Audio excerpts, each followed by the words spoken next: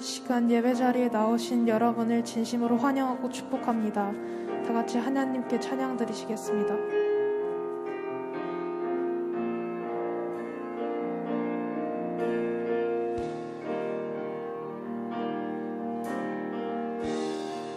지극히 높은 주님의 나 지성소로 들어갑니다. 세상의 신을 벗고서 주 보좌 앞에 엎드리리. 내 주를 향한 사랑과 그 신뢰가 사그러져 갈 때 하늘로부터 이곳에 장막이 덮이네.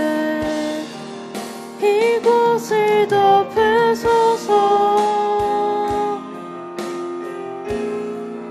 이곳을 비추소서.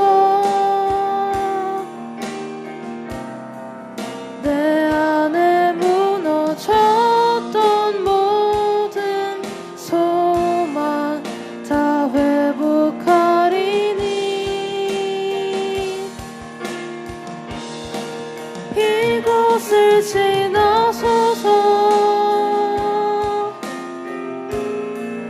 이곳을 만지소서. 내 안에 죽어가는 모든 예배 다 살아나리라. 지극히 높은 주님의 지극히 높은 주님의 나 지성소로 들어갑니다.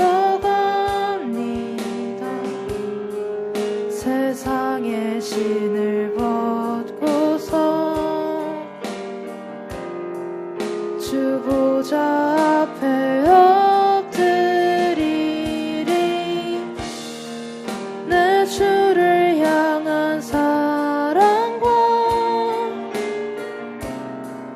그 신뢰가 사그러져 갈 때 하늘로부터 이곳에 장막이 덮이네. 이곳을 덮으소서. 이곳을 비추소서.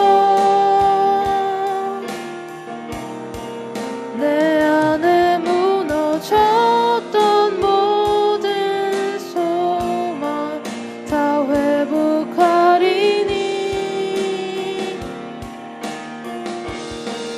이곳을 지나소서.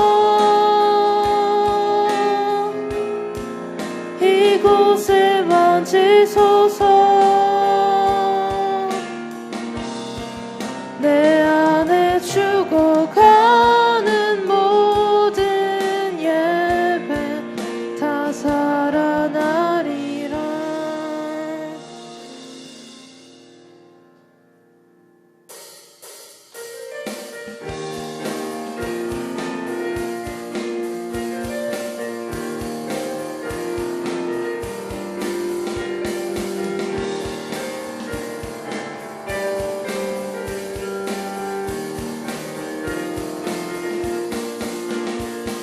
여호와의 집으로 올라가 성문 안에 우리는 서리라.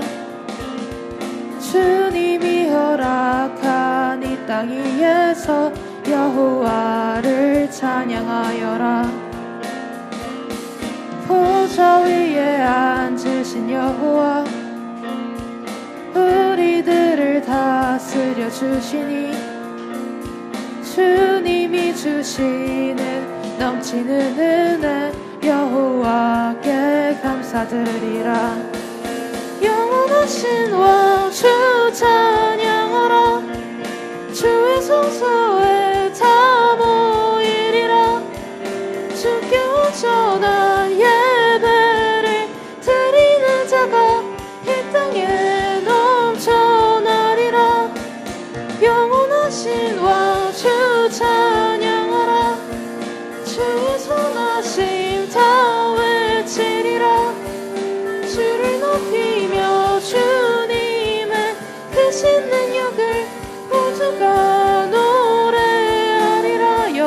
집으로 올라가 여호와의 집으로 올라가 성문 안에 우리는 서리라.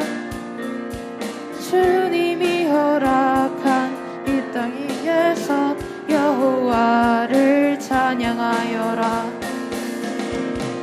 보좌 위에 앉으신 여호와 우리들을 다스려 주시니 주님이 주시는 넘치는 은혜 여호와께 감사드리라.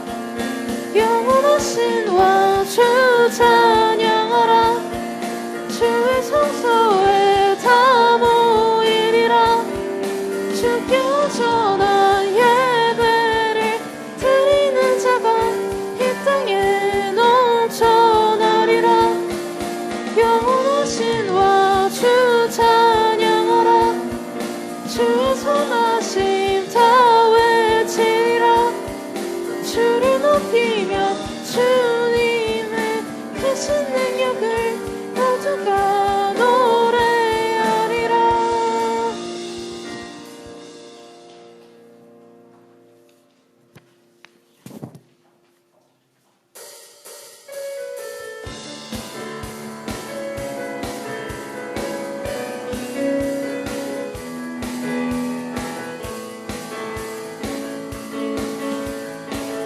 하늘 위에 주님 밖에 내가 사모할 자 이 세상에 없네. 내 맘과 힘은 믿을 수 없네. 오직 한 가지 그 진리를 믿네. 주는 나의 힘이요. 주는 나의 힘이요. 주는 나의 힘이요. 영원히 주를 의지하리. 주는 나의 힘이요. 주는 나의 힘이요. 주는 나의 힘이요.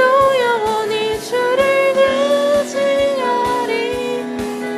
영원히 하늘 위에 주님밖에 하늘 위에 주님밖에 내가 사모할 자 이 세상에 없네. 내 마음과 힘은 믿을 수 없네. 오직 한 가지 그 진리를 믿네. 주는 나의 힘이요. 주는 나의 힘이요. 주는 나의 힘이요. 영원히 주를 의지하리. 주는 나의 힘이요. 주는 나의 힘이요. 주는 나의 힘이요. 영원히 주를 의지하리. 영원히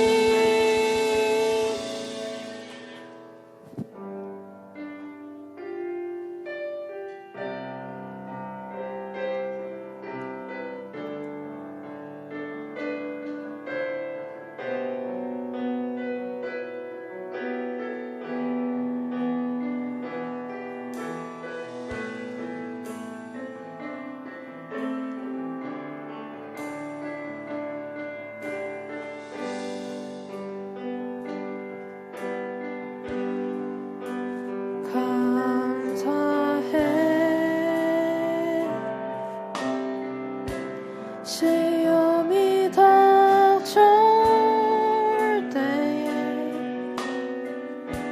주께서 인도하시니 두려움 없네. 또 감사해. 고통이 찾아올 때에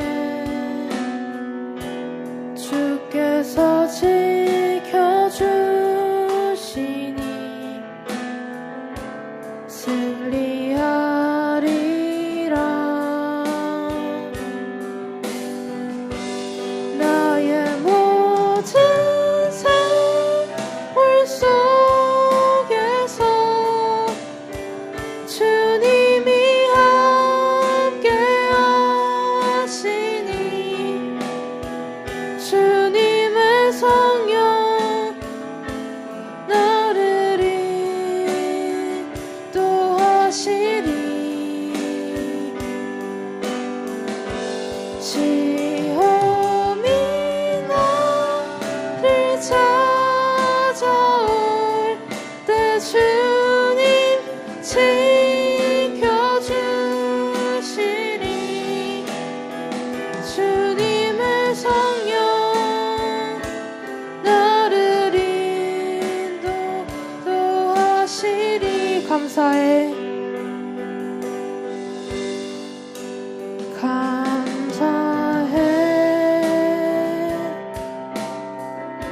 시험이 닥쳐올 때에 주께서 인도하시니 두려움 없네. 또 감사해. 고통이 찾아올 때에 주께서 지켜주시니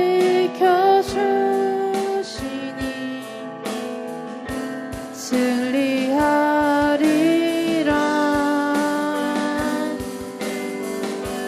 나의 모든 생활 속에서 주님이 함께 하시니 주님의 성령 나를 인도하시리. 시험이 나를 찾아올 때 주님 지켜주시리. 주님의 성령 나를 인도하시리. 이 시간 오늘 예배를 위해서 주여 일창하고 하나님께 기도드리시겠습니다. 주여. 좋으신 아버지 하나님 감사합니다. 하나님 우리를 귀한 복된 예배 자리로 인도하시고 그 현장과 온라인으로 예배드리게 하시니 감사를 드립니다. 하나님 아버지 이 시간 우리가 마음을 열고 주님을 만나는 시간 되게 하여 주시옵소서. 하나님 우리의 모든 아버지 전심을 다해서 주님을 찬양하고 아버지 주님의 말씀 듣기를 원합니다. 하나님 그리고 그 말씀이 아버지 우리 생명의 말씀으로 역사하기를 원합니다. 하나님 이 시간 함께하여 주시옵소서. 하나님 온라인으로 예배드릴지라도 하나님 예배에 집중할 수 있는 마음을 주시고 아버지 성령 하나님 우리의 심령을 아버지 붙잡아 주시어서 아버지 예배에 집중할 수 있고 말씀에 집중할 수 있도록 은혜를 더하여 주시옵소서. 하나님 아버지 시작하는 시간입니다. 주님 함께하여 주시고 예배 순서마다 주의 성령께서 함께해 주시고 붙잡아 주시옵소서. 주님. 사도신경으로 예배를 시작하겠습니다. 전능하사 천지를 만드신 하나님 아버지를 내가 믿사오며 그 외아들 우리 주 예수 그리스도를 믿사오니 이는 성령으로 잉태하사 동정녀 마리아에게 나시고 본디오 빌라도에게 고난을 받으사 십자가에 못 박혀 죽으시고 장사한 지 사흘 만에 죽은 자 가운데서 다시 살아나시며 하늘에 오르사 전능하신 하나님 우편에 앉아 계시다가 저리로서 산자와 죽은 자를 심판하러 오시리라. 성령을 믿사오며 거룩한 교회와 성도가 서로 교통하는 것과 죄를 사하여 주시는 것과 몸이 다시 사는 것과 영원히 사는 것을 믿사옵나이다. 아멘. 우리 찬송가 79장 찬송 올려드리겠습니다. 찬송가 79장입니다.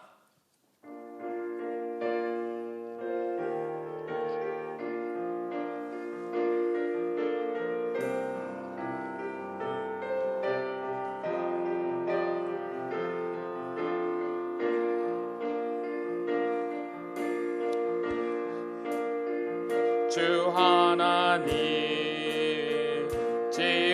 주신 모든 세계 내 마음 속에 그리워볼 때 하늘의 별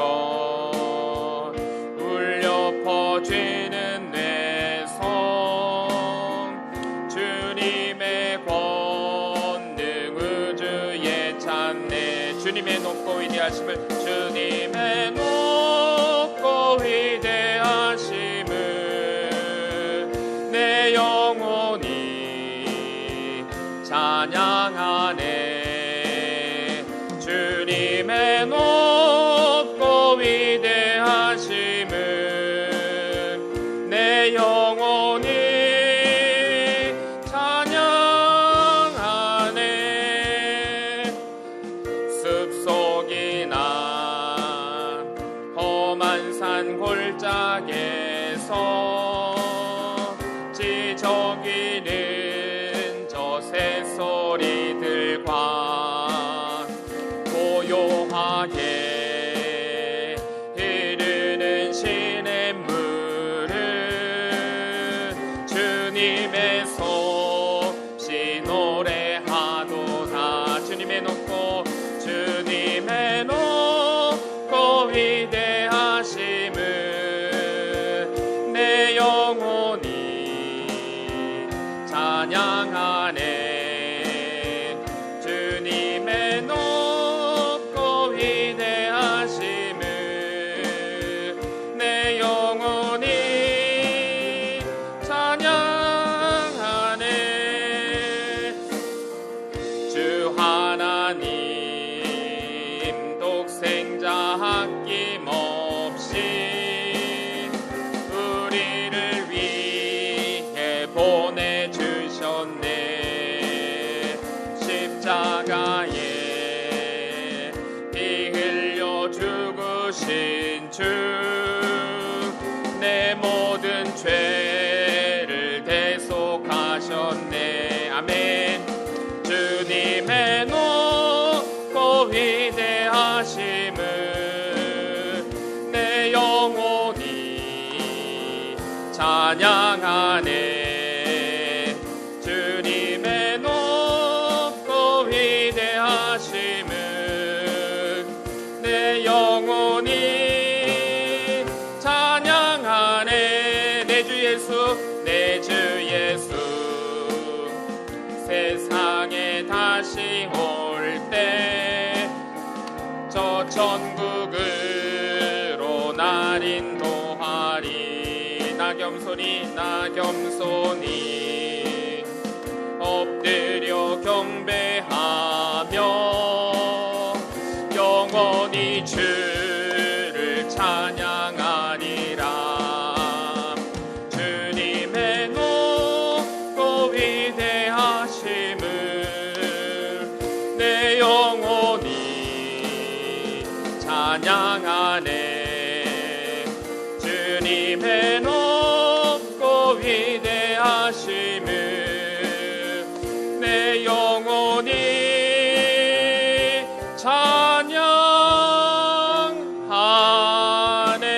찬양하네 아멘 우리 조효경 학생 나와서 기도 인도해 주시겠습니다.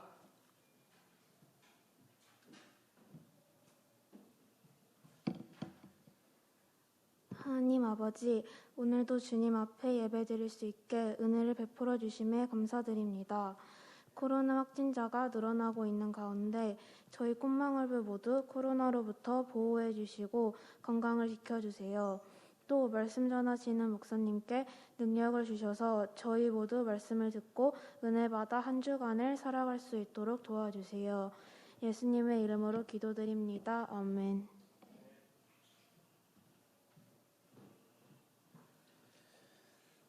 오늘 우리에게 주신 하나님 말씀 보겠습니다. 오늘 우리에게 주신 하나님 말씀은 요한계시록 1장 1절에서 요한계시록 1장 4절에서 8절 말씀입니다.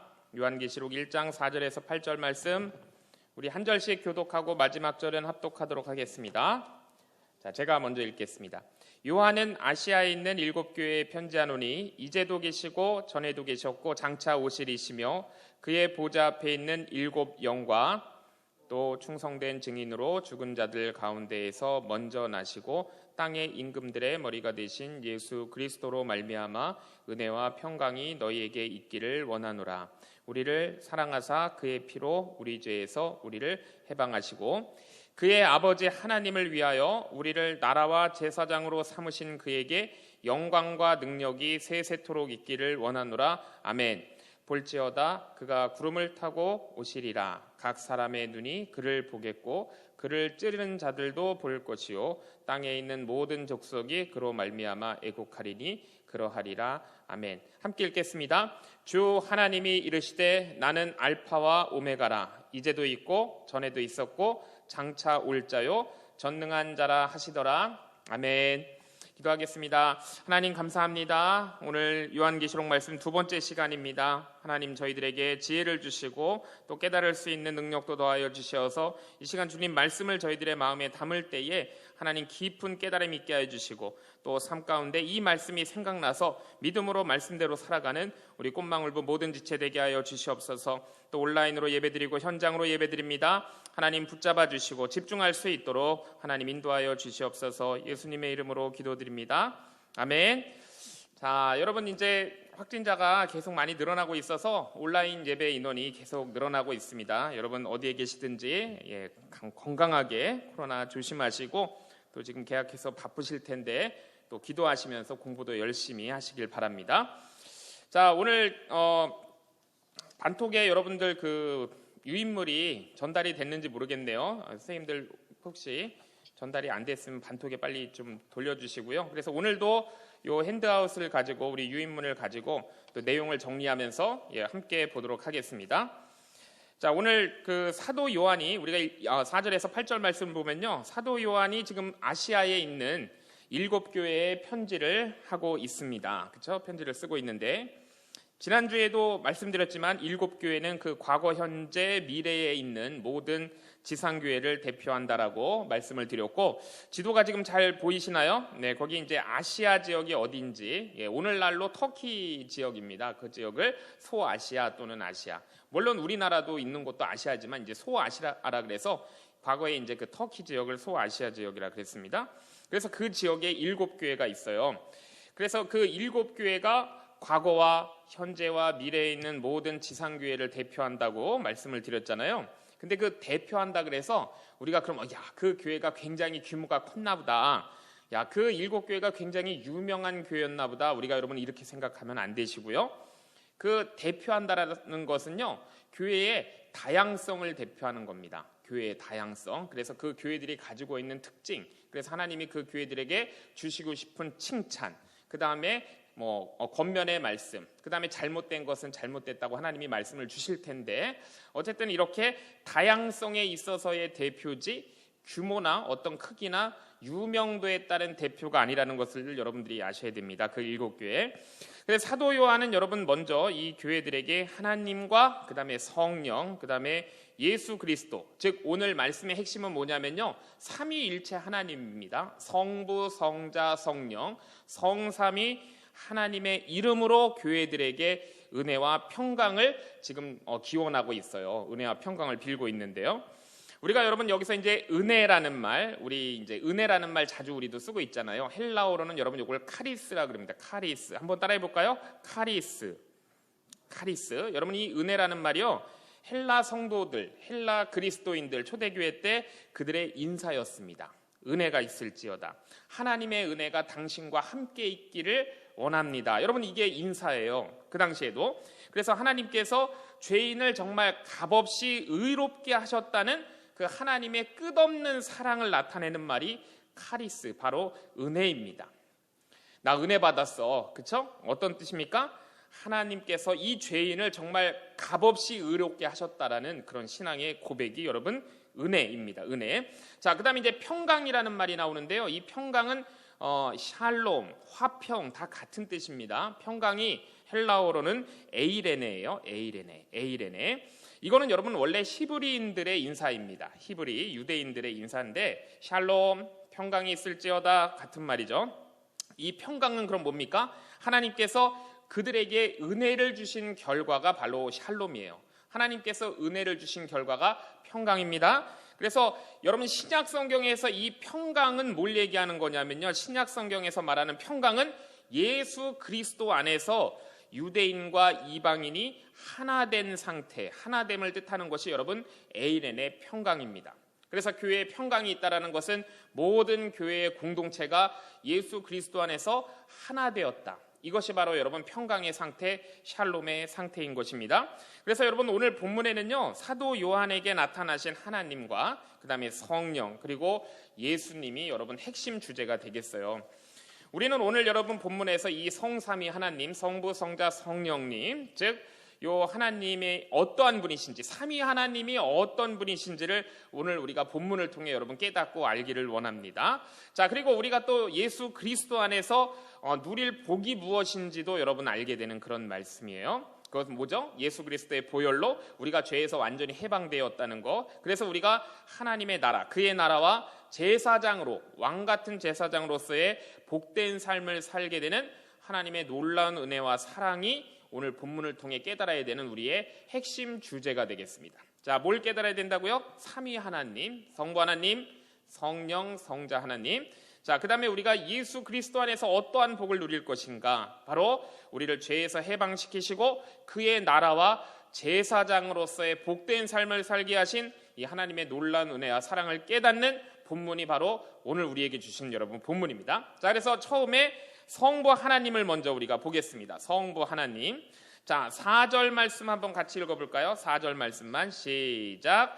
요한은 아시아에 있는 7 교회에 편지하노니 이제도 계시고 전에도 계셨고 장차 오실이시며 그의 보좌 앞에 있는 7 영과 그랬습니다.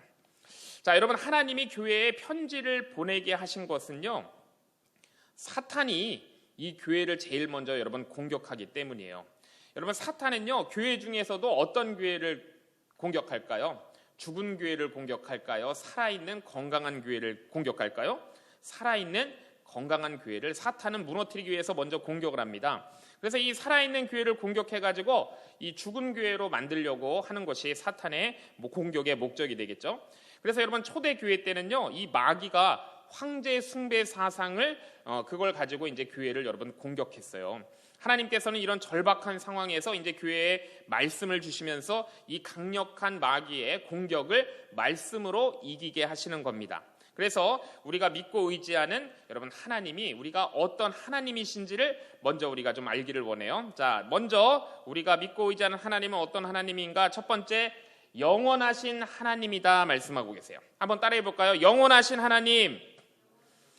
여러분 4절 거기 앞부분에 보면 이렇게 하나님을 표현하고 있죠. 전에도 계셨고 지금도 계셨고 장차 오실 분. 여러분 바로 이게 하나님의 어떤 속성을 얘기하는 겁니까? 영원 전부터 무한하신 하나님, 영원하신 하나님을 나타나는 말씀이죠. 전에도 계셨고 지금도 계셨고 장차 미래에도 오실 하나님. 그래서 여러분 시편 기자는 이렇게도 또 영원하신 하나님을 이렇게도 표현했어요. 산이 생기기 전 땅과 세계도 주께서 조성하시기 전 곧 영원부터 영원까지 from everlasting to everlasting 영원부터 영원까지 하나님이다. 이렇게 시편 기자는 시편 90편에서 여러분 표현을 했어요. 자, 그런데 이 영원하신 하나님이 근데 어떤 하나님이시냐 하면요, 인격을 가진 그런 하나님이 영원부터 영원하시다는 거예요. 그냥 하나님이 여러분 비인격적이고 뭘 인격적인 게 아니라 인격적인 하나님이 영원에서 영원까지 영원하시다는 거예요. 자, 여러분 그 인격을 가진 분이라는 게 무슨 뜻이냐면요, 우리를 여러분 어떤 이런 물건처럼 대하지 않으시고 한 사람 한 사람과 우리가 한 사람 한 사람이 교제하듯이 그렇게 인격적으로 교제하시고 또 우리 온 우주 만물에서 일어나는 모든 현상 배후에서 하나님께서 섭리하시고 역사하신다는 것이 여러분 이것이 인격을 가진 하나님이시다 이런 뜻이에요. 우리가 여러분 친구하고 얘기할 때 어떻게 합니까? 친구를 무시하고 깔보고 너 내가 시키는 대로 다 해야 돼. 이렇게 하지 않잖아요. 그렇죠? 서로의 감정과 감정을 터놓고 소통하면서 우리가 서로 그렇게 인격과 인격으로 만나듯이 하나님께서는 우리를 이렇게 인격과 인격으로 만나주십니다. 자, 그래서 이렇게 하나님께서는요, 모든 현상의 배후에서 섭리하시면서 그래서 하나님께서 다 붙들고 운영하시는 거예요. 하나님께서 여러분 이 세상을 놓고 세상이 자연 법칙에 의해서 돌아가도록 그냥 이렇게 방치시키는 것이 아니라는 것을 우리가 분명히 알아야 됩니다. 여러분 한때요 그 볼테르라는 프랑스 이 사상가, 그다음에 독일을 중심으로 일어났던 계몽주의라는 게 있어요. 이 계몽주의는 뭐냐면요, 인간의 이성, 그다음에 자연 법칙의 그 잣대로 모든 것을 판단하려는 그러한 어떤 사상 체계, 사조가 바로 여러분 계몽주의입니다. 그래서 이 계몽주의가 이 프랑스, 독일에서 이제 영국으로 건너가서 이것이 여러분 이신론이라는 걸로 발전을 해요. 이신론. 자, 이신론이라는 게 뭐냐면요, 하나님께서 온 우주 만물을 창조하셨다는 것을 인정은 합니다. 이렇게 인정은 하는데 하나님께서는 이제 창조는 해놓으시고 통치는 하지 않으신다는 거예요. 그냥 만들어 놓으신 자연 법칙대로 그대로 스스로 운영되게 하나님은 저 멀찌감치 구경만 하신다라는 것이 바로 여러분 이신론입니다. 그래서 이 이신론도 성경에서도 나오는데요. 욥기 22장을 보면 이제 욥이 고난을 받지 않습니까? 그래서 욥이 고난 받을 때 욥의 친구 엘리바스가 와가지고 세 번째 변론을 하는데 그때 이 엘리바스도 이신론을 얘기해요. 하나님은 세상 만물을 창조하셨지만 창조하신 세계를 섭리하시지 않는다라는 것이 엘리바스의 말이었습니다. 여러분 저기 목사님이 지금 표를 하나 만들어놨는데 여러분 이 종교적 관점이라는 게 있어요. 종교적 관점에서 세상을 볼 때는 사람은 두 분류예요. 유신론자가 있고 무신론자가 있는 것이죠. 그렇죠? 여러분 나는 뭐 아무것도 안 믿어 이러면 무신론자고요. 나는 어떤 믿음을 가지고 있어 그러면은 유신론자입니다. 자, 무신론의 결국은 뭐냐면요, 카테고리를 만들어 보면 불가지론이나 소멸론으로 가요. 불가지론은 뭡니까? 결국은 모르겠다예요. 이거 모르겠는데 어떻게 이 온 우주가 창조됐지? 그러면 무신론자들은 결국에 가면 뭡니까? 모르는 거야. 그냥 우연이 된 것 같아. 이렇게 되는 거죠. 그 다음에 소멸론은 뭡니까? 그냥 다 없어질 거라는 거예요. 아무것도 남지 않아. 죽으면 끝이야 라는 것이 여러분 소멸론이죠. 그러니까 무신론자들은 불가지론, 결국은 모르겠다라는 것이거나 아니면은 그냥 없어지면 끝 이렇게 생각하는 사람들이 무신론자인 것이고요. 그 다음에 유신론은요, 신을 두 가지로 판단해요. 인격신과 그 다음에 우주로 판단합니다. 그러니까 신이 우주라는 거예요. 우주가 신. 우주가 신이라는 사람들은 여러분 이 자연 법칙이 신이라는 거예요. 자, 그러면 이 우주가 신이라고 믿는 사람들은 두 가지 형태로 갈라지는데 범신론과 이신론으로 갈라지는 거예요. 자, 범신론은 뭡니까 여러분? 다 신이라는 거예요. 나무도 신이고 바위도 신이고 저 별도 신이고 해도 신이고 일본에 가보면 얼마나 많은 우상들이 많아요. 그렇죠? 다 신이라는 거죠. 이게 범신론자들이에요. 이 자연에는 다 신이 깃들여져 있다. 그래서 인간도 신이다라고 얘기를 합니다. 자, 그 다음에 이신론은 제가 좀 전에 말씀드렸지만 하나님께서 이 세상을 창조하셨지만은 하나님은 간섭하지 않으셔. 우주 법칙을 만들어 놓으시고 하나님은 저 멀리 떨어져서 섭리하지 않으신다라는 것이 이신론이에요. 자, 이 사람들도 유신론자들입니다. 여러분 우리가 그러니까 헷갈리면 안 돼요. 자, 그 다음에 이제 인격신을 믿는 사람들, 우리도 이제 하나님을 인격신으로 믿고 있는데, 자, 두 가지 양상이 있죠. 유일신이 있어요. 일신론. 하나님은 한 분이시다라고 믿는 사람들이 있고 다신론이 있습니다. 신이 더 있지, 그렇지? 하나님만 있는 거 아니야. 하나님이 아니고 하나님께로 갈 수 있는 다른 방법들이 있어. 예수 그리스도만 진리가 아니고 다른 여러 가지 방법이 있는 거야 라고 다신론자들이 주장합니다. 자, 그래서 여러분 제가 지금 말씀드린 이신론이 뭔지 아셨죠? 범신론이 뭔지 아셨죠? 다 신이라는 거. 그 다음에 다신론이 뭔지 아셨죠? 신이 많다는 거예요. 그냥 범신론은 뭐 이 우주가 다 신이라는 것이고 우리는 유일신론을 믿는 사람들이에요. 하나님만이 진정한 신이다라고 믿는 사람들이고 무신론자들은 결국은 뭡니까? 죽으면 끝이야. 다 없어지는 거야. 아니면 모르겠는데 이렇게 결론 짓는 것들이 무신론자들입니다.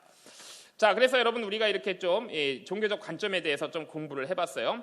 자, 그렇지만은 여러분 엘리바스도 이신론자라 그랬죠. 하나님께서 섭리하시지 않으신다. 창조했지만 섭리하시지 않는다라는 것이 욥기 22장에 나오는 엘리바스의 주장인데 여러분 이것도 뭡니까? 사탄의 교묘한 속삭임이에요. 욥을 그냥 무너뜨리기 위한, 넘어지게 하기 위한 그런 교묘한 속삭임에 불과해요. 우리가 여러분 이런 이론들을 잘 들어보면요, 우리가 여러분 마음이 끌릴 수가 있어요. 정말 그런 것 같다. 그렇지만 여러분 우리가 이렇게 분명한 잣대를 가지고 우리는 하나님 한 분만을 믿는 우리 신앙을 여러분 딱 견지를 해야 되는 거예요. 창세기 1장 1절에 뭐라고 말씀하십니까? 하나님이 모든 만물을 태초에 말씀으로 창조했다고 하시잖아요. 우리가 여러분 여기서 절대 흔들리면 안 되는 거예요. 하나님은 창조하신 그리고 모든 만물을 여러분 저 멀리 떨어져 계신 것이 아니라 오늘도 섭리하시고 여러분 붙잡고 운영하신다는 사실을 여러분 우리가 꼭 기억을 해야 됩니다. 이것이 바로 오늘 본문 4절에 나오는 이제도 계시고 전에도 계신다라는 뜻이에요.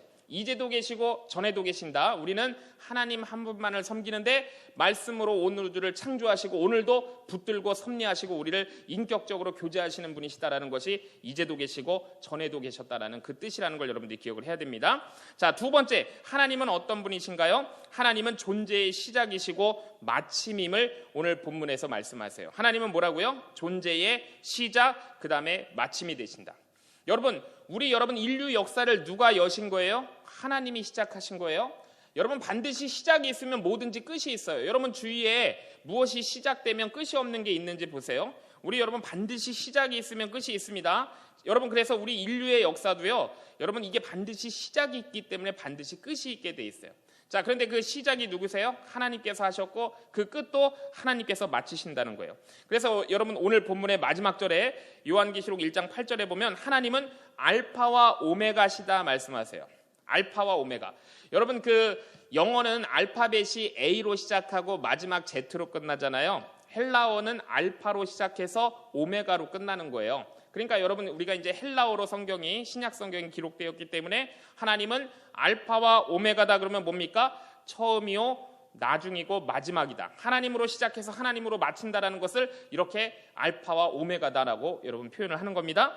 그래서 여러분 이 그 알파와 오메가라고 하신 말씀이 요한계시록에 뒤에 또 나올 거예요. 21장에 보면 또 나오고 22장도 나올 텐데 처음과 나중이란 뜻이고 알파와 오메가는 완전함이란 뜻이에요. 그리고 알파와 오메가는 충만함이란 뜻이에요. 그리고 전 존재가 알파와 오메가예요. 그러니까 하나님은 처음과 나중이시고 완전하시고 충만하신 전 존재시다. 완전하신 존재시다라는 것이 하나님은 알파와 오메가시다라는 뜻이라는 거예요, 여러분. 자, 이렇게 알파와 오메가이신 하나님이 모든 존재의 시작이세요. 그러니까 만물의 기원이 되시고 마치심이 된다라는 겁니다. 그래서 여러분 하나님께서 정말 유일무이한 절대자인 거예요. 그런데 여러분 우리가 이렇게 얘기하면 세상 사람들은 싫어해요. 그렇죠? 지금은 사람들이 상대주의에 이렇게 길들여져 있기 때문에 하나님이 절대자시고 하나님이 모든 것의 시작이고 마침이다 그러면 우리 인간의 죄성은 여러분 이거를 감당하지 못하고 용납하지 않으려는 그 죄성이 있습니다. 자, 그런데 우리가 여러분 분명한 진리는 알아야 돼요. 하나님께서 이 역사를 여셨고 하나님께서 이 인류의 역사를 닫으신다라는 것. 이것이 바로 이 성경에서 말씀하시는 처음이요 마지막 알파와 오메가신 하나님만이 하시는 일이다라는 겁니다. 자, 여기까지가 여러분 하나님의 속성을 우리가 말씀을 통해 봤어요. 우리 하나님은 영원하신 하나님, 그리고 모든 존재의 시작이고 마침이 되시는 알파와 오메가이신 하나님이다라고 봤습니다. 자, 그 다음에 이제 성령에 대한 말씀이 나와요. 1장 4절에 하반절에 보면 그의 보좌 앞에 있는 7 영과 그랬습니다. 여러분 7 영이 한번 밑줄 쳐볼래요? 7 영이 무엇을 말하는 건가? 귀신이 7분이 계시는 건가? 여러분 이게 아니고요. 우리가 이 7이라는 숫자를 계시록에서 눈여겨보아야 된다 그랬죠? 여러분 이 성경의 이 요한계시록에 특히 7이라는 숫자는 완전수를 얘기해요. 완전한 수. 그럼 7영이라는 것은 뭘 얘기하는 거냐면요. 완전하신 성령을 얘기하는 거예요. 그래서 7영은 여러분 성령을 얘기하는 겁니다. 여러분 신약에서 이제 성령에 대한 성령론이 3가지로 나누어져요. 복음서에서 성령에 대한 말씀이 있어요. 사도행전 말씀을 봐도 성령에 대한 말씀이 있죠. 그리고 우리가 서신서라고 하는 여러 편지들을 봐도 거기서도 성령에 대한 말씀이 나와요. 특별히 마태, 마가, 누가, 요한복음, 여러분 이렇게 복음서에서 성령론은 무엇을 얘기하시냐면 어떤 개인의 구원에 관한 말씀을 하세요. 자, 거기서 성령은 개인의 구원과 관련된 일을 하시는 성령님이에요. 자, 그런데 이제 사도행전으로 넘어가면요. 사도행전에서 성령은요. 선교, 전도를 위한 그런 역사로 나타나세요. 선교를 위한 것으로 성령의 역할을 말씀하십니다. 선교에 관한 것. 자, 그 다음에 이제 서신서에서 편지들에서 성령론은 개인 신앙생활에 대한 적용이에요. 개인 신앙생활. 우리가 고린도전서, 로마서, 에베소서 이런 데 보면 성령의 은사들이 막 나오는데 그것은 개인의 신앙생활에 대한 것입니다. 자, 복음서는 뭐라고요? 개인 구원에 관한 성령. 사도행전은 선교에 관한 성령. 그 다음에 서신서들은 개인 신앙에 관한 성령님에 대한 말씀이 나와요. 자, 여러분, 사람들은요 보통 이 성령의 역사하심을요 믿지 않는 사람들은 이제 어떻게 얘기하냐면 이렇게 그냥 자아를 상실했다. 그래서 이렇게 황홀경에 빠져 있다. 뭐 이렇게 얘기하는 믿지 않는 사람들도 있어요. 예, 그렇게 생각하는 경우도 있는데 여러분, 성경에서 말씀하시는 성령은요 전혀 그렇지 않아요. 지정의를 갖추신 인격으로 말씀하세요. 성령님은 여러분 인격이세요. 그래서 성령님은 우리와 인격적으로 교제하시는 거예요. 그냥 우리에게 어떤 기호를 확 집어넣고 우리가 여러분 황홀경에 빠지게 하는 그런 분이 아니고 성령님은 우리 안에서 우리에게 인격적으로 말씀하시고 교제하시는 분이시에요. 그래서 오늘 본문 1절 그 1장 4절의 뒷부분에 보면 7영이라 그랬잖아요. 성령은 그 보좌 앞에 있는 7영이다 오늘 말씀하고 계신데 이 7이라는 수는 성경에서 완전수. 그러니까 성령은 어떤 분이시다? 완전하신 분이다. 제가 전에 말씀에서도 몇 번 드린 적이 있는데요. 성령께서는 하나님을 완전히 통달하셨다라고 여러분 고린도서에 말씀이 나와요. 그게 무슨 말씀인가요? 하나님에 대해서 우리가 모를 것이 없도록 우리가 충분히 알 수 있도록 완전하게 알려주시고 교제하시는 분, 그것이 바로 성령님이시잖아요. 그러니까 7영은 여러분 완전하신 성령을 말씀하시는 거예요. 성령은 완전하시다. 그래서 우리에게 오시죠. 그리고 이렇게 우리 교회 가운데 임하셔가지고 우리가 여러분 이 악한 세력 마귀하고 싸워서 이길 수 있도록 우리를 거룩하게 하시고 우리를 여러분 변화시키시는 그 분이 바로 성령 하나님이시죠. 여러분, 성령님을요 예수님께서는 별명을 붙여주셨는데 뭐라 그랬죠? 보혜사라고 별명을 붙이셨습니다. 예수님은 성령님을 뭐라고 불렀어요? 보혜사. 자, 이 보혜사를 여러분 헬라어로 유명한 거고 여러분 신앙생활하면서 많이 나올 거니까 한번 따라해 보실까요? 파라클레토스. 예, 보혜사는 파라클레토스예요. 근데 이 파라클레토스가 보혜사인데 성령인데 두 단어가 합쳐졌어요. 자, 첫 번째는 파라라는 건 뭐냐면 옆에, 곁에 이런 뜻이고요. 클레토스는 부른다 이런 뜻이에요. 그러니까 파라클레토스를 합치면 옆에서 부르시는 분, 옆에서 기도하시는 분, 이렇게 중보자, 위로자, 카운셀러, 이렇게 대언자, 이것이 여러분 바로 보혜사란 뜻이에요. 보혜사 무슨 뜻이라고요? 위로자, 대언자, 중보자, 상담자, 안내자, 이런 것들이 여러분 이 보혜사의 뜻이 되는 겁니다. 그래서 여러분 성령님은요 이렇게 영적인 존재시기 때문에 우리 눈에 보이지 않아요. 여러분, 우리가 눈에 보이는 것만 믿으려고 하면 안 되죠. 여러분들 핸드폰 다 갖고 다니시는데요. 여러분 이 핸드폰의 원리를 아세요? 그렇죠? 예, 여러분 이 전자기파라는 것이 우리가 눈에 보이지 않지만 이것들이 여러분 이 지금 모은 이런 대기 중에 여러분 떠다니고 있어요. 그래서 우리가 그걸 수신해 가지고 이런 통신이나 모는 것들이 가능한 것이죠. 그리고 우리가 귀에 들리지 않는 소리들이 많은 거 아시죠? 예, 동물들이 들을 수 있는 여러분 그런 주파수 범위가 있고 인간이 들을 수 있는 주파수의 가청 주파수 범위가 있는 거잖아요. 그래서 우리가 눈으로 보이지 않는다, 들리지 않는다 그래서 이 세상에 존재하지 않는다라고 우리가 여러분 그렇게 말할 수가 없는 것입니다. 그래서 여러분 성령님은요 어떻게 보면 좀 과학적으로 설명하면 여러분 어떤 파동처럼 이해하셔도 돼요. 하나님께서 우리에게 주시는 전파처럼 이해하셔도 돼요. 근데 그것이 우리의 눈에 보이지는 않지만 여러분 우리가 그 존재를 분명히 알 수가 있는데 여러분 그래서 이렇게 성령님이 보이지 않지만 성령님이 계시다라는 걸 우리가 알 수가 있죠. 우리가 알 수가 있는데 느낄 수 있잖아요. 그거를 우리가 여러분 성령의 역사하심이다 그러는 거예요. 자, 성령의 역사하심은 우리가 눈으로 보이지는 않지만 우리가 그것을 느낄 수 있는 것을 우리가 성령의 역사하심이라고 그러는데요. 이 성령의 역사하심에는 보통 여러분 세 가지를 얘기해요. 첫 번째는 뭐냐면 세상을 향한 성령의 역사하심이 있어요. 세상을 향한 성령의 역사하심이 있습니다. 세상을 향한 성령의 역사하심. 자, 그래서 세상을 향한 성령의 역사하심에는 또 뭐가 있냐면요. 우리 이 세상을 향한 성령의 역사하심에는 첫 번째, 죄를 깨닫게 하시는 것이 성령의 역사하심이에요. 여러분, 죄를 깨닫게 하십니다. 우리에게 성령이 임하시면 죄를 깨달아요. 그래서 여러분 사람들은 우리가 보통 여러분 죄라 그러면은요 도덕적으로 윤리적인 개념으로다가 우리가 여러분 죄를 이해하잖아요. 그렇죠? 그래서 다른 사람하고 나하고 이렇게 비교해 가지고 나는 좀 이렇게 양심대로 살고 있고 도덕적으로 살고 있으면은 죄가 없다 이렇게 여러분 우리가 생각하기 쉽지만 여러분 성경에서 말씀하시는 죄라는 것은 우리가 생각하는 그 죄랑은 좀 달라요. 여러분 성경에서 말씀하시는 죄는 뭐냐면요, 예수님을 믿지 않는 것이 죄예요. 자, 성경에서 말씀하시는 죄는 뭐라고요? 예수님을 믿지 않는, 여러분 불신이 죄다 말씀하세요. 자, 그러면 여러분 한번 생각해 보세요. 왜 예수님을 믿지 않는 불신이 죄가 될까? 그건 왜 그랬냐면요, 여러분 그 예수님을 믿지 않는 것 자체가 모든 죄의 근원이 되기 때문이에요. 그래서 여러분 우리가 그 예수님을 믿지 않고 죄사함을 받지 않으면 이 안에 우리 죄가 있는데 그 죄는 여러 가지 죄를 짓게 하는 여러분 죄로다가 그 현상이 나타나는 것이죠. 그래서 성경은 예수님을 믿지 않는 것이 죄다 말씀하시는 거예요.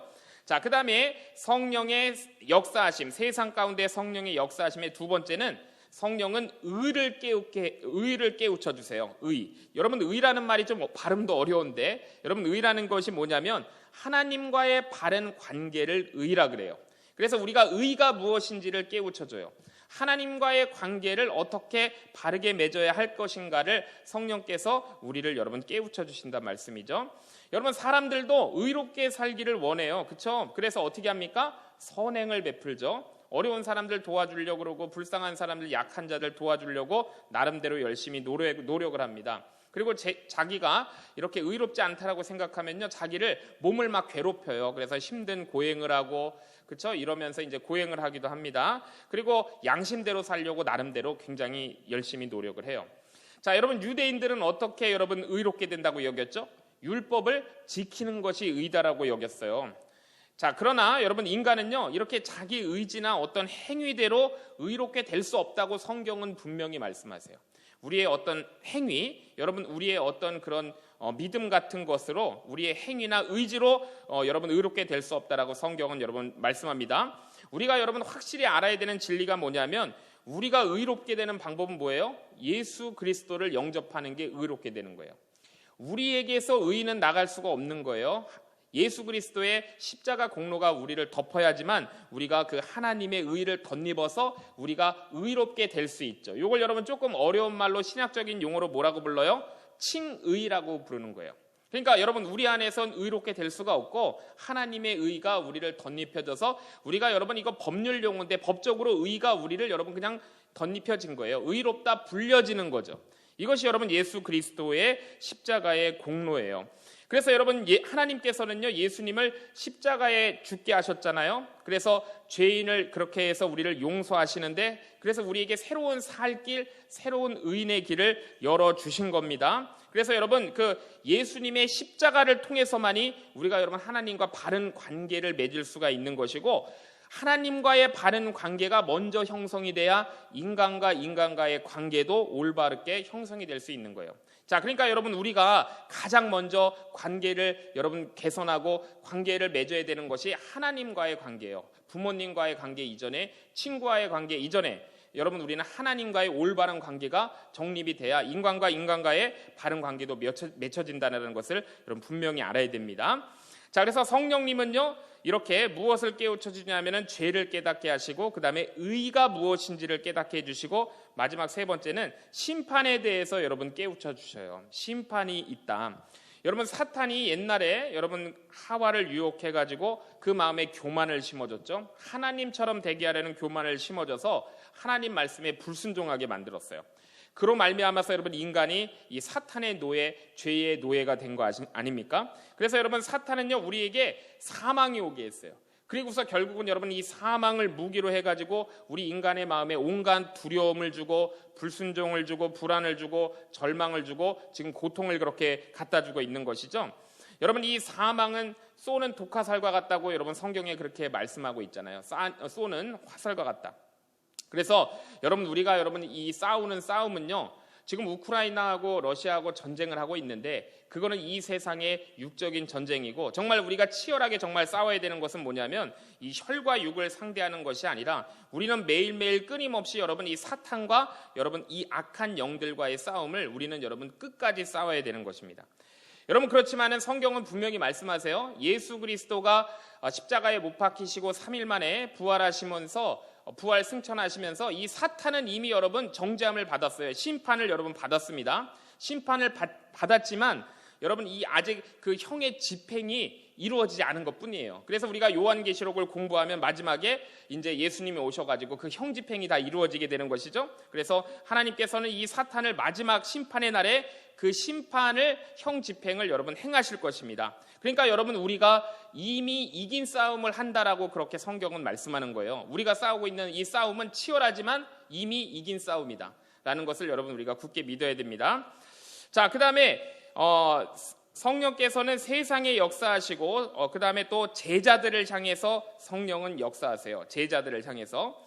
자, 여러분 우리들 제자잖아요. 그렇죠? 우리가 예수님의 제자들인데 우리가 여러분 제자라 그래서 우리가 완전하지 않아요. 우리가 여러분 연약합니다. 어립니다. 그래서 성령께서 하시는 일을 우리가 잘 알지 못해요.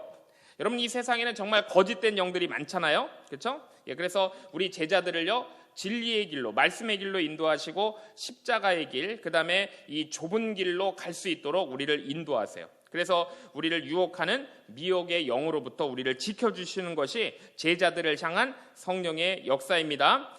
여러분 그래서 우리 그리스도의 제자들에게 이 진리의 영 성령께서 오시면은요 우리가 거짓 영이 무엇인지를 분별할 수 있는 거예요. 여러분 성령께서 오시면 우리에게 말씀을 주시는데 우리가 그 말씀을 통해서 우리가 여러분 이 악한 영과 이단을 여러분 분별할 수 있는 능력을 주시는 겁니다. 그래서 우리가 진리의 편에 설 수 있도록 우리를 굳게 여러분 붙들어 주세요. 여러분 성령은요 아까 제가 보혜사라고도 말씀드렸지만 우리 성령의 또 다른 이름은 그리스도의 영이에요. 예수의 영입니다. 여러분 이것도 성령의 별명이에요. 그래서 우리 안에 예수 그리스도께서 계시면 우리가 여러분 성령과 함께 거하는 거예요. 그래서 성령께서는요 이렇게 그리스도의 영으로 불리는 이유가 뭐냐면 독자적으로 행동하지 않으세요. 그래서 성령께서는 항상 우리를 그리스도께로 인도하게 만듭니다. 성령께서 우리를 어떤 다른 존재로 인도하게 하시지 않아요. 우리가 예수님을 그리스도라고 고백하게 하시는 분이 바로 뭐냐면 성령님이세요. 그래서 우리가 성령님이 우리 안에 거하시면요 우리가 그 십자가의 은혜, 십자가 대속의 은혜를 우리가 더 선명하게 느낄 수 있고 우리가 더 십자가의 은혜로 다가갈 수 있도록 해주시는 것이 바로 성령님이십니다. 자, 그리고요 이 성령님의 또 중요한 여러분 우리에게 행하시는 역사하심이 뭐냐면 우리를 여러분 말씀으로 이끌어 가세요. 그래서 여러분 우리가 어려운 말씀을 듣더라도 그 말씀을 깨닫게 하시는 분도 성령님이시고 우리가 전에 배웠는데 그게 예전에 내가 언제 배운 말씀이더라 하다가 아주 결정적인 순간 중요한 순간에 그 말씀이 생각나게 하시는 분도 성령님이세요. 그래서 여러분 우리 마음문이 이렇게 닫혀 있으면 이 강단에서 선포되는 말씀이 어떠한 말씀이라도 내 안에 들어올 수 없지만 이 성령님께서 우리에게 역사하시게 되면 우리에게 지혜를 주시고 또 깨달을 수 있는 그러한 우리에게 능력을 주시는 분이 바로 성령님이십니다. 그래서 여러분 우리가 중요한 건 뭐냐면 성령님이 여러분 우리한테 말씀을 여러분 읽어주시는 건 아니잖아요. 그러니까 우리가 평상시에 말씀을 열심히 읽어야 돼요. 우리가 큐티도 열심히 해야 돼요. 그리고 우리가 기도도 열심히 해야 돼요. 그러면 성령님께서 우리 인생 가운데 정말 결정적인 순간에 그 필요한 말씀이 깨닫게 해주시고 또 그 중요한 순간에 우리에게 기도하게 해주세요. 그래서 하나님께서 그 기도를 들어주시고 응답하시게 해주시는 분이 바로 성령님이시고 그것이 바로 이 제자들에게 행하시는 성령의 역사하심이에요. 우리 눈에는 이 성령님이 보이지 않지만 성령님께서 우리 제자들에게 그렇게 여러분 역사를 하십니다. 자, 그 다음에 성령의 역사하심 세 번째, 우리가 성령님 볼 수 없지만 우리가 어떻게 느낄 수 있는가? 예수님을 믿는 사람들에게요 은사를 주세요. 필요한 은사를 주시거든요. 그래서 여러분 이 은사에 관해서 저도 한번 수요 예배 때 설교를 한 적이 있는데 제가 싹 정리해 보니까 27가지 정도가 있어요. 로마서 12장에는 예언 은사가 나오는데 로마서 12장에는 그 로마서 12장에 나오는 은사는 제가 간단히 설명드리면 여러분 그 고린도서에도 은사가 나오지만 그 고린도서는 고린도 교회에 보낸 편지잖아요. 로마서는 로마 교회에 보낸 편지긴 한데 그 로마 교회는 바울이 개척한 교회가 아니에요.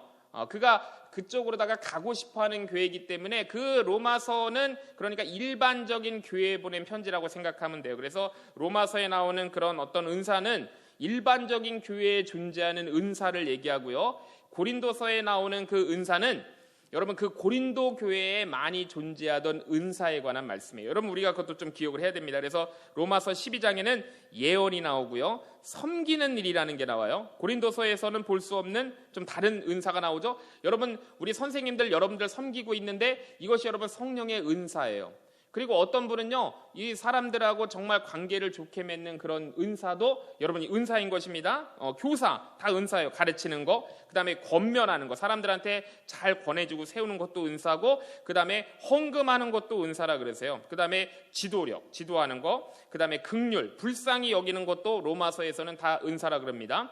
자, 근데 이제 고린도전서 12장을 가보면요, 지혜, 지식, 믿음, 신유, 영분별, 그 다음에 방언, 그 다음에 방언 통역, 그 다음에 사도, 서로 돕는 일, 이런 것들이 나와요. 그래서 뭐 병 고치는 은사, 영분별 은사, 방언 은사, 방언 통역 은사는 고린도서에만 나오는 은사들이죠. 이거는 고린도 교회에서 이런 은사들이 많았고, 그로 인해서 발생했던 여러 문제들에 대해서 말씀하는 내용이 고린도서이기 때문에 이 특별한 것들이 많아요. 그래서 우리가 너무 영분별이나 너무 병 고침이나 이런 방언 통역이나 이런 것들만 너무 구하지 않아도 돼요. 그러니까 일반적인 교회에서 볼 수 있는 은사들은 로마서 12장에 나오는 은사들이고, 또 에베소서 4장에 나오는 은사들이에요. 에베소서 4장을 가보면 거기도 은사들이 나오는데 고린도서나 로마서보다 시간이 한참 흘렀어요. 그래서 이제 교회가 어떤 체계를 갖춰지면서 은사가 조금 다르게 되고 새로운 용어가 나오는 것을 우리가 에베소서 4장에 볼 수 있는데, 거기는 복음 전하는 일이 은사다라고 나와요. 저처럼 목사도 은사예요. 그러니까 직분이 은사라는 거예요. 에베소서는 직분, 권사님, 장로님, 집사님들 이런 것들을 은사로 표현해요. 교회가 초대교회에서 조금 더 발전된 조직교회 형태를 갖추면서 직분이 은사가 된 거예요. 그러니까 여러분들, 우리가 이제 교회 여러분들이 신앙생활 하시다 보면 나중에 권사님도 되시고 집사님도 되시고 장로님도 되고 이렇게 되는데, 그 여러분 직분을 하나님께서 내게 주신 은사로 생각하셔야 돼요. 그래서 이게 하나님께서 내게 주신 은사이기 때문에 내가 정말 이거를 귀하게 여기고 내가 정말 성실하게 이 직분을 감당해야 된다는 것이 에베소서 4장에 나오는 여러분 은사들입니다. 복음 전하는 일, 목사, 그 다음에 순교, 그 다음에 대접하는 일, 남을 잘 대접하는 거, 그 다음에 선교, 남을 위한 기도, 중보기도, 그 다음에 거기는 이제 독신도 은사다 이렇게 나와요. 그러니까 독신도 아무나 하는 것이 아니죠. 그렇죠? 나 이렇게 얽히기 싫으니까 나 그냥 독신으로 살래 이런 것이 아니고, 정말 하나님을 위해서 내가 다른 일들에 신경 쓰지 않기 위해서 복음을 위해서 사도 바울처럼 독신으로 사는 것, 이거를 하나님이 은사라고 얘기하세요. 자, 그래서 여러분 이렇게 하나님께서 많은 은사, 27가지 은사가 나오는데 우리 신약 성경에 이 은사들을 여러분 성령을 통해서 주셨는데 왜 은사를 주실까요? 핵심은 교회를 섬기라고 은사를 주시는 거예요. 어떤 내가 잘난 체 하기 위해서 이렇게 은사를 주시는 것이 아니고, 우리에게 어떤 주신 은사들은 전부 다 교회를 섬기라고 은사를 주신 건데, 근데 교회를 어떻게 섬겨야 되냐면요, 덕스럽게 섬기라 그래요. 영어로는 여러분 굿니스예요. 굿니스.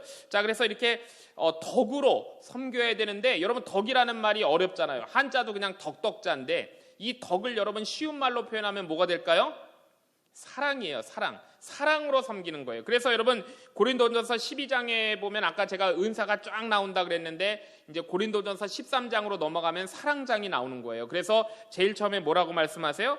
사랑이 없으면 아무것도 필요 없다 이렇게 얘기하는 것이죠. 그래서 하나님께서 여러분들 우리에게도 은사를 다 주셨어요. 공부 잘하게도 은사 주셨고, 찬양, 기도, 여러 가지 은사를 섬기는 일 주셨는데, 사랑이 없으면 아무것도 아니라는 거예요. 그래서 우리가 여러분이 이 은사를 잘 활용해야 됩니다. 사랑을 가지고.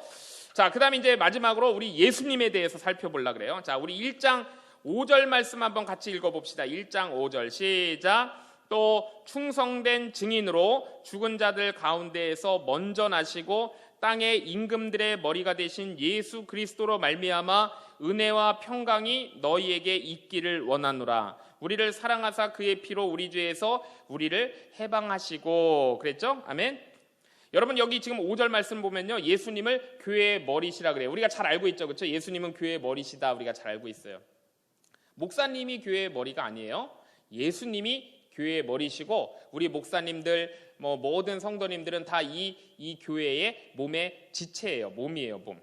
자, 그런데 자, 또 뭐라고 말씀하시냐면요, 땅의 임금들의 머리시라 그래요. 그러니까 교회의 머리실 뿐만이 아니라 우리 예수님은 땅의 임금들의 온 세상의 머리도 되신다라고 말씀하고 계세요. 그러니까 우리가 예수님을요, 우리가 이 교회에서만, 우리가 이렇게 신앙생활하는 이곳에서만 우리 예수님을 모시고 기도해야 된다 생각하지 말고, 우리가 저 세상에 나가서도 땅의 임금들의 머리 되시는 우리 예수님을 늘 생각하고 살아야 되는 겁니다. 자, 그리고 5절 처음에 예수 그리스도는 충성된 증인이라 그랬죠? 예수 그리스도는 충성된 증인이다. 자, 예수 그리스도가 충성된 증인이란 말이 여러분 어려운데요, 하나님과의 언약을 끝까지 지키셨다는 뜻이에요. 하나님과의 언약을 끝까지 지키신 분. 그래서 예수님께서는 이 땅에 오셔가지고 그 하나님의 사역을 예수님이 완성하셨잖아요. 언약을 끝까지 신실하게 감당하시고 완성하셨죠. 그래서 예수 그리스도는 충성된 하나님의 증인인 거예요. 예수 그리스도는 충성된 하나님의 증인. 여러분, 예수님께서 우리가 사순절을 지나고 있는데, 이 사순절이 지나면 이제 고난주간과 우리 예수님의 부활절을 우리가 기념하게 될 텐데, 예수님께서 십자가에서 남기신 7가지 말씀을 우리가 뭐라고 부르죠? 가상칠언이라고 불러요. 그렇죠? 예, 가상칠언. 십자가상에서의 7마디 말씀이다, 이런 뜻이에요. 자, 그때 예수님의 이 가상칠언 중에 여러분 가장 마지막 7번째 말씀이 뭡니까? 다 이루었다예요. 다 이루었다. 여러분, 그래서 우리가 이 그리스도의 사역, 예수님의 사역이 무엇인지를 아는 것이 굉장히 중요해요. 그래서 지금 여기 요한계시록에 나오는 예수님에 대해서 설명할 때 예수 그리스도의 사역이 무엇인지를 몇 가지 설명하고 말씀을 마치려고 그래요. 첫 번째, 자, 이 예수 그리스도의 메시아 사역 첫 번째는 뭐냐면요, 우리를 죄에서 해방하신 사역이에요. 한번 따라해 볼까요? 우리를 죄에서 해방하셨습니다. 예수님께서 메시아 사역의 첫 번째는 여러분, 우리를 죄에서 해방하신 거예요. 여러분, 이 성경에 자주 등장하는 이 죄라는 말, 우리 교회에 오면 정말 많이 들리는 이 죄라는 말이 헬라어로 3가지가 있어요. 여러분, 그리고 그 뜻을 좀 아시기를 원해요. 첫 번째, 이 죄는 파라핍토마라는 그런 헬라어가 있는데, 이 파라핍토마의 뜻이 뭐냐면 서야 할 자리에 바르게 서 있지 않다라는 거예요. 이게 파라핍토마인데, 서야 할 자리에 서 있지 않은 것이 죄예요. 여러분, 우리가 서야 할 자리가 있죠. 예배의 자리에 서 있어야 돼요. 말씀의 자리에 서 있어야 되고, 우리가 자녀의 자리에 서 있어야 되고, 학생의 자리에 서 있어야 되는데, 서 있어야 할 자리에 제대로 서 있지 않은 것을 여러분 죄라고 부르는 거예요. 자, 두 번째는 파라바시스라는 게 있어요. 파라바시스는 뭐냐면 넘어서는 안 될 선을 넘은 거예요. 내가 학생으로서 넘어서지 말아야 될 선이 있어요. 넘지 말아야 돼요.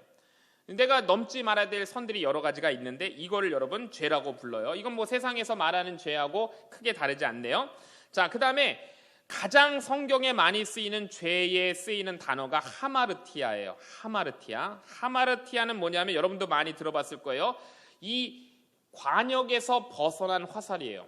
이 화살이 쐈는데 관역에서 벗어난 거, 이게 하마르티아고, 이게 성경에서 가장 많이 나오는 그런 죄의 단어입니다. 여러분, 하나님께서 우리 인생에 전부 다 목적을 주셨어요. 하나님께서 우리에게 세우신 목적이 있어요. 우리를 지으신 목적. 그런데 우리가 그 목적대로 날아가지 않고 우리가 그 관역을 벗어날 때 이걸 성경에서 뭐라고 불러요? 죄다라고 얘기하는 거예요. 자, 그래서 여러분, 이 죄를 의미하는 단어, 헬라어 단어 3가지를 살펴봤는데 종합해 볼게요. 자, 죄라는 건 첫 번째 뭡니까? 넘지 말아야 할 어떤 선을 넘어버리면 죄예요. 제자리에 있어야 되는데 제자리에 있지 않으면 죄예요. 하나님께서 원하시는 기대에 미치지 못하는 게 죄예요. 그렇죠? 자, 이게 성경이 말씀하시는 죄다. 넘지 말아야 할 선을 넘는 것, 제자리에 있지 않는 것, 하나님께서 원하시는 기대에 미치지 못하는 것이 죄인 거예요. 여러분, 하나님께서는 인간을 어떻게 만드셨어요? 하나님의 형상을 따라 만들었다 그랬잖아요. 하나님의 형상을 따라 만든 거. 우리 여러분 막 만든 거 아니에요. 동물은 하나님의 형상을 따라 만들었잖아요. 우리 하나님의 형상을 따라 남자와 여자로 지으시고, 우리에게 여러분 거룩한 사명을 우리 모두에게 다 주셨어요. 우리에게 여러분 하나님의 계명을 주셨어요. 그런데 여러분, 인간이 하나님을 불순종한 거예요. 벌써 관역을 벗어난 거죠. 인간이 여러분 그래서 죄를 지은 거예요. 하나님의 목적에서 벗어났기 때문에 우리는 다 죄인이에요. 그래서 하나님의 그 거룩한 형상과 우리에게 주신 사명을 우리가 이 관역을 벗어난 화살처럼 우리가 상실해버린 거예요. 그래서 우린 여러분 다 죄인인 거예요. 그런데 성경에서는 뭐라고 말씀하십니까? 죄에는 분명히 그 대가가 있다 말씀하세요. 조금 어려운 말로 죄에는 삭시 있다 얘기하죠. Wage of sin이에요. 예, 죄에는 삭시 있어요. 그런데 그 죄의 삭스는 뭐라고 성경은 분명히 말씀하시냐면 사망이다 말씀하세요. 그래서 여러분, 죄를 지은 인간이 한 번 죽는 것은 정한 것이다 말씀하시잖아요. 그런데 여러분, 우리가 육체가 죽으면 여러분 그냥 끝나는 건가요? 이건 여러분 무신론자들의 소멸론이죠. 소멸론. 여러분, 절대 성경은 그렇게 얘기하지 않아요. 육체의 죽음은 새로운 시작이라고 얘기하는 거예요. 여러분, 그래서 우리가 한 번 죽으면 육체의 죽음이 끝나는 것이 아니고 그 죽음 뒤에는 반드시 뭐가 있다? 심판이 있다라고 성경의 많은 부분에서 말씀하시잖아요. 그래서 여러분, 하나님은요, 이런 인간을 여러분 버려두지 않으셨어요. 죄의 싹은 사망, 우리는 영원히 죽을 수밖에 없는 존재인데 하나님께서 우리를 사랑하셔서, 우리가 있는 그대로 사랑하셔서 예수 그리스도를 보내신 거예요. 그래서 예수님께서 이 죄의 대가, 죄의 삭슬, 우리의 모든 삭슬 다 짊어지시고 여러분 십자가에 돌아가신 것입니다. 예수님께서 흘리신 그 피가 우리가 흘려야 되는 그 피예요. 우리가 그 보혈로 인해서 우리 죄를 다 용서받게 된 것입니다. 이것이 여러분 뭐예요? 예수님께서 하신 여러분 메시아 사역, 첫 번째, 죄에서 우리를 해방하신 거예요. 죄에서 우리를 구원하신 겁니다. 여러분, 그래서 우리가 죄와 사망의 법으로부터 우리가 여러분 해방된 거예요. 그래서 우리가 여러분 이 감사와 은혜가 정말 가장 큰 감사예요. 그래서 여러분, 저는 이제 이 감사 헌금을 드릴 때 제가 가장 많이 쓰는 것이 뭐냐면 구원의 은혜에 감사합니다라고 제일 많이 써요. 여러분, 우리에게 제일 감사한 것은 우리를 좋은 대학에 합격시켜 주신 것도 감사하고, 우리를 뭐 이렇게 건강하게 해주신 것도 감사한데, 우리가 하나님께 가장 올려드릴 수 있는 가장 큰 감사는 우리를 죄에서 해방해 주신 이 구원의 감사가 여러분 우리가 가장 올려드릴 수 있는 가장 큰 감사인 거예요. 자, 여러분, 그래서 우리가 여러분 예수님을 믿는다는 것이 뭐냐면요, 우리가 그리스도 안에 있는 거예요. 여러분, 우리가 그리스도 안에 있으면 우리가 여러분 예수님을, 이 하나님의 사랑의 줄을 여러분 꽉 잡고 있는 겁니다. 그래서 우리가 여러분 구원받은 백성으로서 이 하나님께 떨어지면 안 되는 거예요. 그래서 우리는 여러분 죄와 사망의 법에서 이제 벗어나가지고 우리는 생명과 성령의 법으로 우리는 살아가는 사람이에요. 여러분, 그 태용호 씨라는 국회의원을 아시나요? 이 사람이 옛날에 그 북한의 영국 공사였어요. 꽤 높은 사람이었죠. 영국에 북한 공사에 있었던 사람인데, 이 사람이 이제 망명해가지고 우리나라에 왔는데, 이게 여러분 북한에서 이 사람이 잡혔다면 어떻게 될 거예요?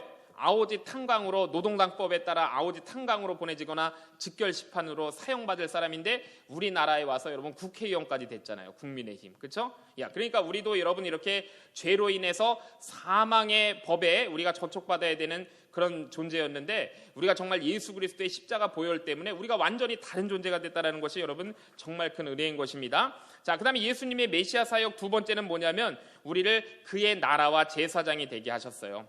하나님께서 우리를 왜 구원하셨습니까? 우리를 그의 나라와 제사장 삼으시려고 우리를 구원하신 거예요. 옛날 이 당시의 사람들은요, 가장 선망의 대상이 로마 황제였겠죠. 왕이었어요. 왕. 유대인들의 가장 선망의 대상은 여러분 제사장입니다. 그래서 이 사람들은 왕과 제사장이라는 그런 용어가 딱 나오면 와, 이게 얼마나 영광된 직분인 건가를 그 사람들은 딱 단번에 알았어요.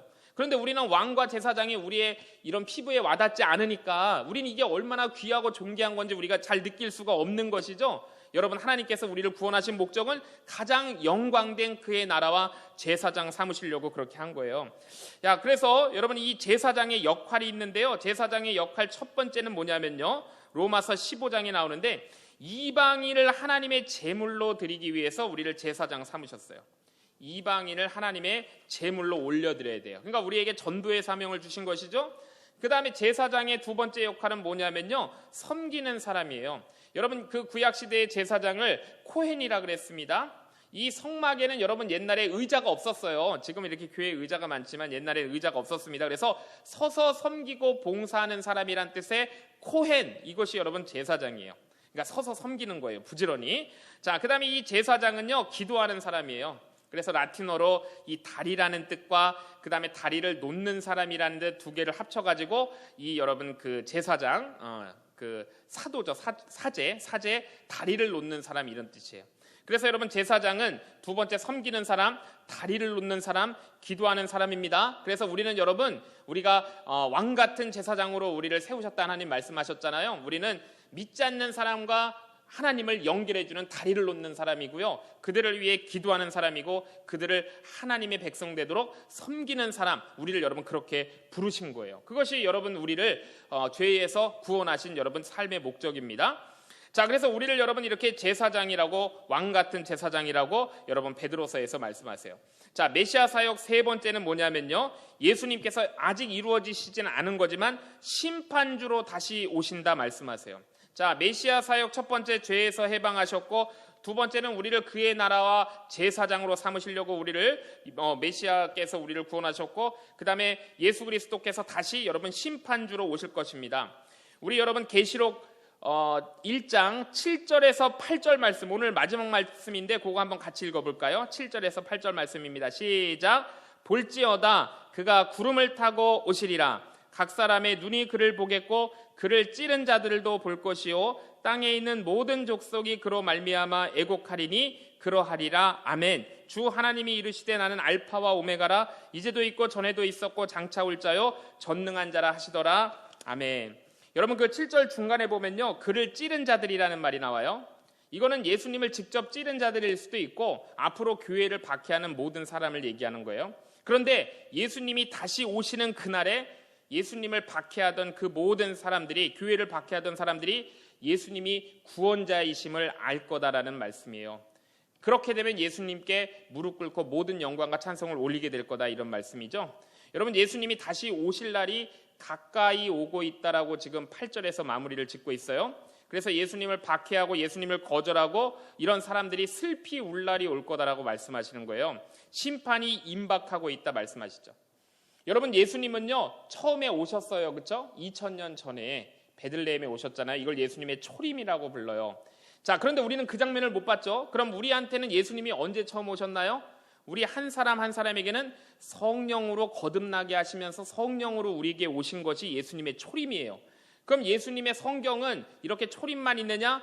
재림이 있다 분명히 말씀하세요. 우리도 여러분 초림의 목격자, 성령 우리한테 임하셨고 예수님이 한 번 더 우리에게 임하실 텐데 그때는 개인적으로 임하시는 것이 아니고 어떻게 임하신다고 성령이 말씀하세요? 모든 사람이 동시에 한순간에 볼 수 있도록 그렇게 임하실 거다라고 지금 오늘 말씀하고 있잖아요. 예수님이 언제 오실지 몰라요. 여러분 낮에 오실지 밤에 오실지 모르지만 예수님이 오시는 것을 모든 사람이 동시에 한 번에 볼 수 있게 오신다라고 성경은 그렇게 말씀하고 있습니다. 그리고 그것이 임박하고 있다고 말씀하고 계세요. 그래서 여러분 우리는요 준비해야 돼요. 주님이 언제 오실지, 언제 오시더라도 우리가 맞을 준비가 되어 있어야 됩니다. 자, 이제 말씀을 마무리할게요. 우리가 뭘 얘기했죠? 오늘 하나님, 성부 하나님, 성령, 성자 예수님을 얘기했어요. 여러분 하나님은 영원하세요, 그렇죠? 그리고 존재의 시작이시고 마침이십니다. 그 다음에 성령은 진리의 영이시고 예수 그리스도를 알게 하시는 분이세요. 예수님은 그 십자가 보혈로 우리를 죄에서 해방시키셨어요. 그래서 그의 나라와 우리를 거룩한 제사장으로 삼으셨습니다. 사명을 주셨습니다. 그리고 예수님은 장차 심판주로 오셔서 모든 사람이 볼 수 있도록 그렇게 오신다라는 것이 여러분 오늘 말씀의 핵심이에요. 그래서 여러분 그날이 도적같이 올 건데 우리가 여러분 그날에 정말 기쁨으로 우리가 믿는 사람으로서, 그 다음에 믿지 않는 자들은 돌이킬 수 없는 절망의 순간이 되겠지만 우리는 기쁨의 순간, 영광의 순간이 될 수 있기를 정말 주님의 이름으로 축복합니다. 우리 내 영혼아 여호와를 송축하라. 우리 찬양